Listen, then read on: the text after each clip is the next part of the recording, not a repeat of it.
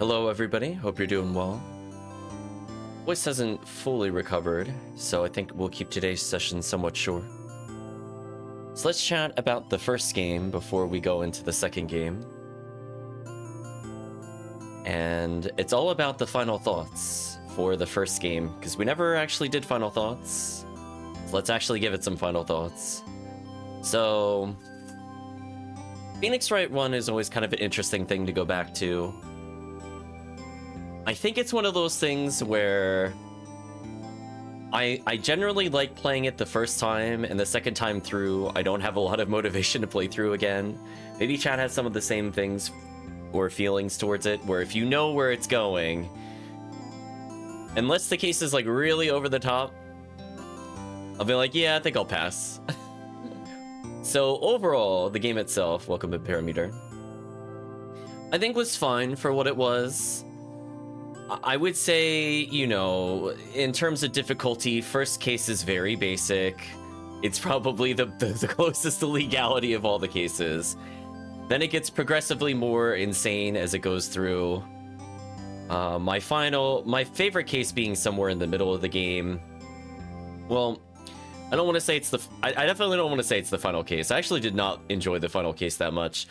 I think where this game has problems, and you'll see this kind of as we continue to go through the series, is they're still kind of finding their way for what makes like the investigation phase fun, or how to piece some of the evidence together in an interesting manner. And so we'll be seeing this in particular in about a half hour for the people in chat currently. But I definitely feel like towards the end, it got like really gimmicky. And I was not a huge fan of the gimmicks as it went through. I would say most of the cases leading up to the final case, I think, were mostly fine. There are a couple moments where I would say definitely if you haven't played it through before, or you haven't used a guide, you'll probably do a lot of walking around, going through, reselecting like the same 5 or 6 rooms to figure out which character did not specifically receive an item. And I think that's probably my biggest criticism of the first game, is just, it's not always clear how to advance the plot. You could miss literally one detail, and you're not sure what to do with it. You'll see how they address it in some of the later games, so that's less of an issue. But I do want to draw attention to that, as that is a little interesting difficulty curve for people that have not played it before. We, even in the playthrough, again, me having played through the game once a while ago, still had one of those moments, and I feel like it was important in the playthrough to keep that in, because honestly, that really is the first blind Phoenix Wright playthrough a lot of people will end up seeing by playing themselves, getting lost between some of those menus. And I think in particular, the first game needing you to go like to Destination A to go to Destination B to go to Destination C to go to Destination D to go to Destination E can get kind of annoying, especially when you're looking to potentially, for example, go from, let's say, a zoo or a film studio, and then you need to go to the police station, and then it's like 7 button presses to do that, where you're just constantly going back by one, then you're like, oh, do I have to go back to the attorney office versus some other location in order to reach the other place? And you'll find yourself asking those questions, in particular as a first-time player. Now, where the game has its strengths, very wacky characters. They don't lean so heavily into the puns yet. There are some pun names throughout the game. The game overall is mostly silly characters, and then they'll get accused of a more serious crime, I guess is the best way to put it. Definitely the most memorable thing for most people, I would say, are the villain breakdown moments. They definitely make the game. If they did not have that art for half of the antagonists, I don't think the game would have been quite a smash hit that it was. And I think overall, like, it tries to follow some logic with the courtrooms, but I'm gonna be real with you. The Phoenix Wright world never really made a lot of sense with the evidence. There's just all sorts of tomfoolery and shenanigans, like last-minute evidence entering, one side not having any details whatsoever. And some of it feels on purpose, and it's kind of a satire, and then other parts of it are like, no, I really don't think Capcom knows what they're doing. There's that fine line where sometimes I'm like, I don't think that works the way they want it to. And you just kind of sit there going, I don't even think in-universe this makes sense. Well, whatever, Phoenix Wright.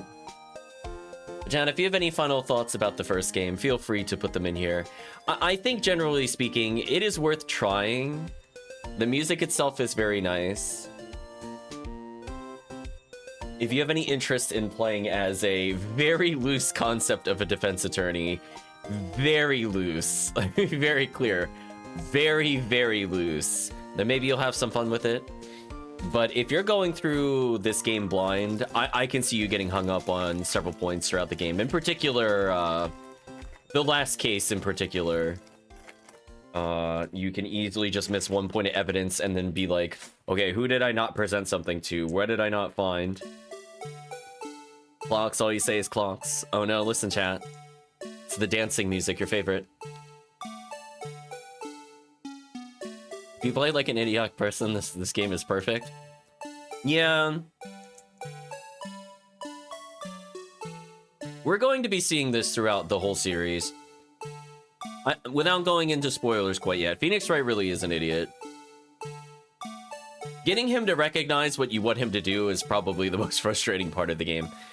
In particular, like, if you actually do figure out the case, getting him to go, like, piece by piece is painful. It is painful. So trying to press them for more information in order to then slam them with the evidence that is very obviously the key to the case can lead to a lot of judgment errors. I don't really feel that changes that much as you play throughout the game, to be honest with you, in the later ones. You just learn to deal with stupid a little better, generally speaking. But yeah. All hail the Badger. Well, anyway, chat, I guess we could move more into the spoiler things. For me, I'm kind of on the fence whether I would, like, hard recommend the game. I think it's interesting to go play through from the standpoint of, you know, if you play with a guide, I think you'll have a lot more fun. Because then you will not get lost when, like, missing a detail or something dumb.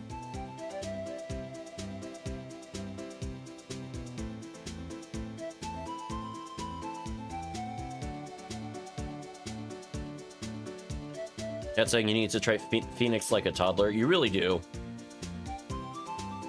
And unfortunately, we haven't seen the worst that he's been. I want you to know, chat, like, we're getting there.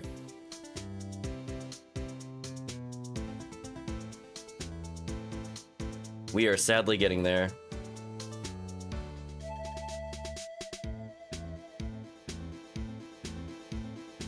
Got a door, explore your way through the courtroom shenanigans. Kind of like that. So overall, it's kind of like, we'll see where we go with it. But I don't think I have anything else to add to the final thoughts. Honestly, it's a game that's like, I don't know if I'm going to call it overrated. I think that's a bit strong, but I feel like the game is not as strong as people will hype it up to be. It's still a decent game. It has its really fun moments, but I think a lot of people don't talk about the downsides, in particular, like the pacing of the cases, making sure you don't get stuck on something stupidly, dealing with how dumb Phoenix is when it comes to the trials. I would say from a spoiler standpoint, I really, really did not like him being handheld, like every case by the spirits. And I'm gonna semi-spoil it. It doesn't really improve, at least to where I played in the series, and I find it very annoying. So, I don't know about you, chat. I'm a person all about agency and making my own choices. I really don't like the fact that, like, the spirit of so-and-so rescues you, like, in 3 different cases. Like, okay, once is fine. You know, you get a free pass, when, you know, just once. But, like, really? All 3 of his last cases, he got bailed out? Seriously? Just rolling my eyes. Like, we couldn't defeat anybody without help. Just, like, it's so sad. Phoenix is such a pathetic character, chat. It is really sad. Both in universe and in general. Yeah, no, they literally are like, Phoenix, Phoenix, why don't you press that piece of evidence? And I'm like, oh, come on. Come on. I feel like that really does ruin the game a bit for me. And as I said before, unfortunately, we're not going to see that end anytime soon. So, disappointing, but it is what it is when it comes to that stuff. Yeah. So anyway, Chan, I don't think I have anything else to add. I think if when I'm comparing it to some of the games later in the series, obviously they'll have more quality of life things. But I feel once they move away from Phoenix specifically, I think I like the games a little better, to be honest with you. But we'll see where it goes from there. But with that, chat, I don't think I have any other final thoughts for this. I think the game mostly spoke for itself. It's fine. I just recommend a guide. Is ultimately what it comes down to. If you want to have maximum enjoyment, you could try to guess the trial stuff on your own, but the investigation stuff is like what a slog sometimes, chat, to get through that. In particular, when you have like 30 pieces of evidence, and like there's no failure for presenting wrong evidence. It's just a big waste of time trying to figure out which characters need every single piece of evidence displayed to them to advance the plot. So it's one of those things where, you know, I played through before, so I got to skip a lot of that. But I remember the first time going through, I'm like, okay, what do you need to see? And then when like the attorney badge is the thing you need to present, I get so mad because it doesn't do anything. Like 90% of the game, and like there's like one character it actually advances the plot on, and I'm like, come on, seriously? Damn you, attorney badge. Damn you. But anyway, I think those are the final thoughts. So with that, we're gonna say goodbye to YouTube. So if you did watch to this point in the video or the VOD, I hope you enjoyed the playthrough we did for the first game. Or if you're curious about the first game, hopefully this opinion will, I guess, be a point for discussion later. But for now, thank you for watching. Hope to see you again next time in the next game.